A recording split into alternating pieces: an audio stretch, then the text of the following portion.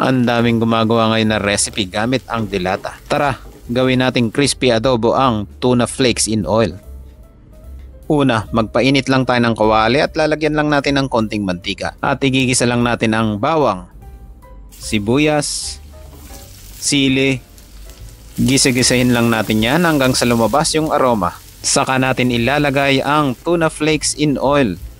Tapos titimplahan natin ng soy sauce, vinegar, brown sugar, bay leaves, pamintang durog, oyster sauce.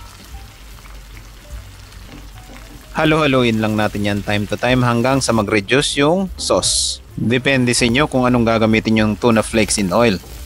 Mag-adjust na lang kayo sa seasoning para hindi mapaalat. Halo-haluin mo lang yan hanggang sa maging crispy na kagaya nito. Pagkatapos, plating lang natin yan at tignan mo naman kung gaano kasarap yan. Garnishan lang natin ng spring onion at hindi mawawala yung sunny side up na crispy yung ilalim at runny yung ibabaw. Grabe, napakasarap nito. Kakaiba rin yung atake nito. Napakasarap at napakalakas sa kanin. At syempre, madali lang lutuin. Kaya ano pang hinihintay mo? Lutuin mo na tong mabilis lang na recipe na to. Yun lang, maraming salamat. See you in my next cooking trip ko.